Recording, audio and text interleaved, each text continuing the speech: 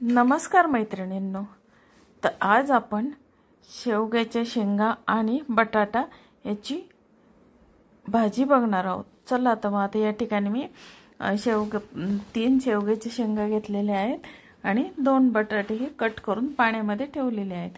आता बटाट्याच्या ह्या फोडी ह्या मोठ्या मोठ्याच करायच्या आहेत। तर चला आता ही भाजी मी कशी करते हे तुम्ही व्हिडिओ स्किप न करता नक्की बघा। तर चला आता हे बटाटे चिरून झालेले आहेत आणि आपले शेवग्याच्या शेंगा पण चिरून घेतलेले आहेत आणि आता मी फोडणी देणार आहे। यासाठी एक पळी तेल टाकली आहे, त्याच्यात जिरे आणि मोहरी टाकून फोडणी केली। त्यात कांदा, लसूण मसाला, लाल मिरची पावडर, हळद आणि हिंग टाकलेला आहे आणि आता त्याच्यावर आपण हे बटाटे परतून घेणार आहोत। फोडणीमध्येच मी लाल मिरची पावडर, हळद, हिंग आणि कांदा, लसूण मसाला टाकून हे भाजी आपण व्यवस्थित आता एक हलवून घेणार आहोत।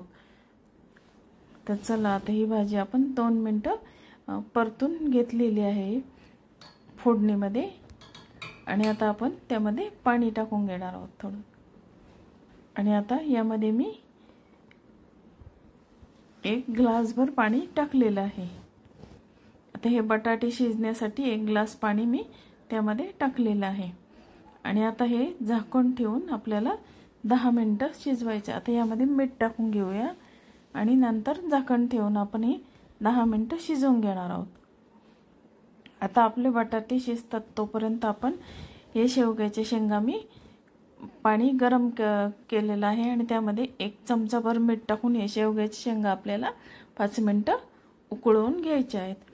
आता आपली भाजी बटाटा शिजलेला आहे। आता बटाटा शिजल्यानंतर शेवगा त्यामध्ये टाकायचा, कारण शेवगा आणि बटाटा दोन्ही बरोबर टाकलं तर शेवगा हा जास्त शिजला जातो आणि तो चवीला चांगला लागत नाही, म्हणून फक्त शेवग्याच्या शेंगा आपल्याला उकळून घ्यायच्या आहेत 2 मिनिटं। आता बघा बटाटा शिजलेला आहे, शेवगा पण आपण त्यामध्ये ॲड केलेला आहे।